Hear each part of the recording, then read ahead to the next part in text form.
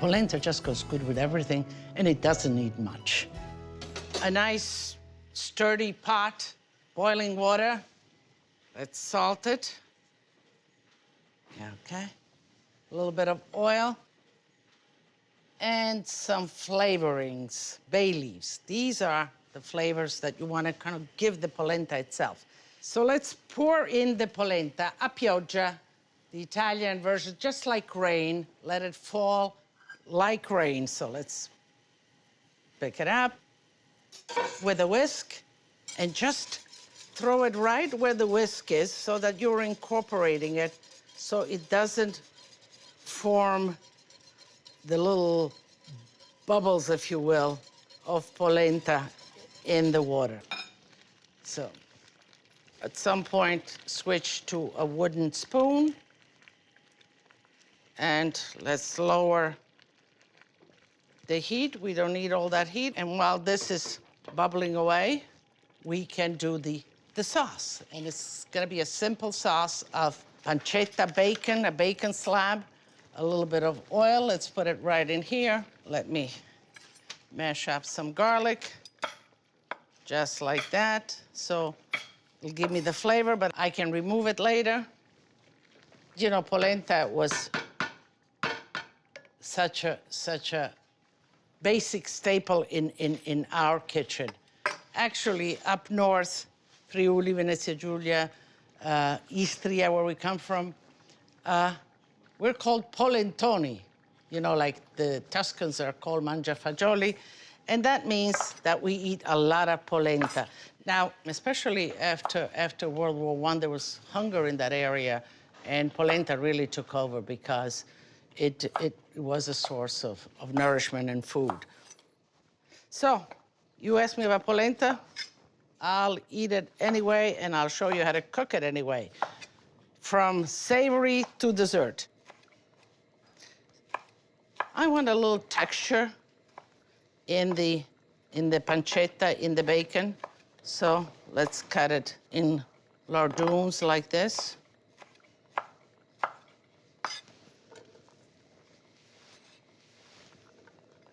Okay. To that, we'll add some broccoli, so bacon makes anything taste better. Bacon and broccoli is delicious.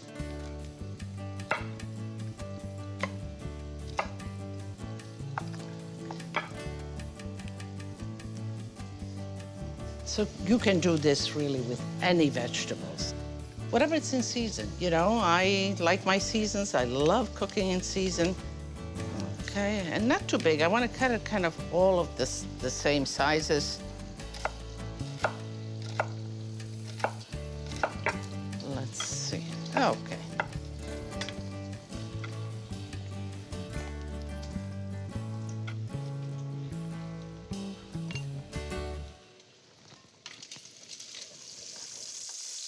So the bacon is nice and crispy. Let's put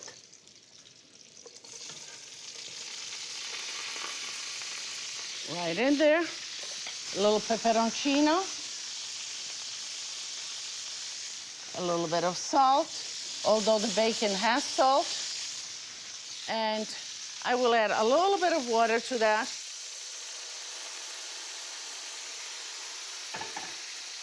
And we'll let that cook away. I love it when you come to my social media and you ask Lidia. And here we have Shari Colgrove from Gladstone, New Jersey. She asks, can you save polenta? Every time I refrigerated the leftovers, it solidifies, and I don't know what to do with it. Well, that's happens. And that's the best part of polenta, because once you use it nice and flowing like this, you take yourself a pan, a loaf pan, any nice pan that will fit what you have left over, and you just pour it in there. You don't have to oil it or butter it or anything. It will come right out. And you put it in the refrigerator, cover it with a plastic wrap, and the next day it'll be a nice piece of solid polenta. And then you can have fun with it. You can cut it in slices, you can grill it, you can fry it, you can make it into a crostino, and you can have breakfast like I did. So there's many ways of using polenta. So don't worry about cooking a nice pot full of polenta because the leftovers are just as good, if not even better. So the polenta is cooked, the sauce is done. You see, it has a nice sheen, and you can see how it pulls off the sides easily all together. That's when you know that the polenta is done. Let's whip in some butter. Okay, there's a lot of polenta here, so if you're looking, oh, all that butter. But you can put olive oil in there as well. Grated cheese,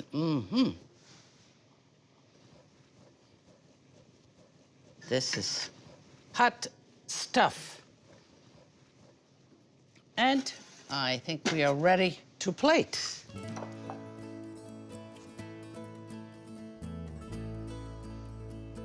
So you can bring this pot to the table if you're really familiar. Don't worry about rushing because polenta will stay warm for quite a bit. It's in a hot pot and it really contains its heat. So this looks simple, good.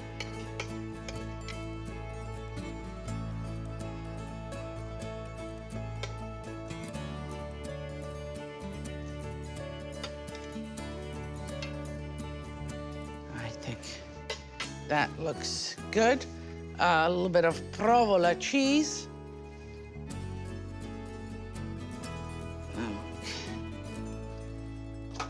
And that's a serving. Masterclass polenta basics. Slowly whisk the polenta into the boiling water. Don't forget to stir the bottom and the corners of the pot. Remember to remove from heat when adding flavorings like cheese. Never rush your polenta, let it plop away.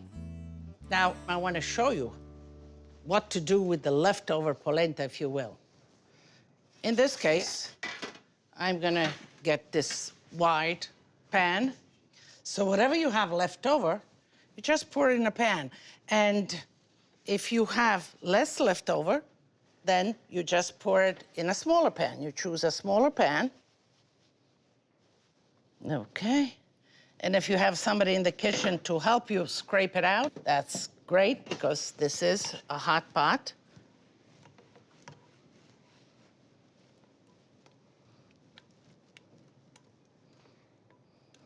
Okay.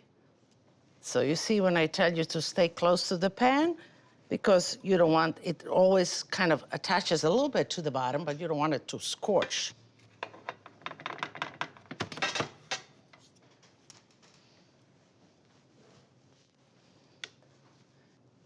Get it in the corners, just even it out, and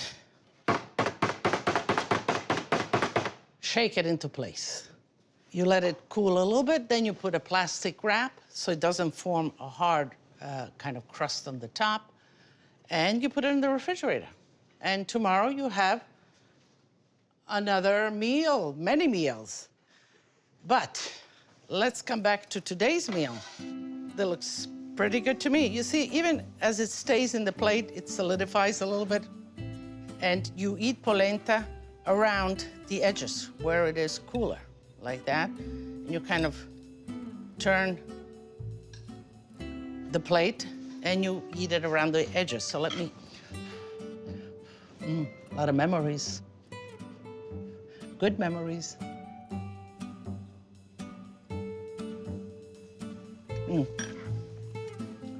Mellow, heartwarming, kind of hugging a complex flavor of the corn, and then the topping of bacon and a little bit of broccoli. Doesn't get any better.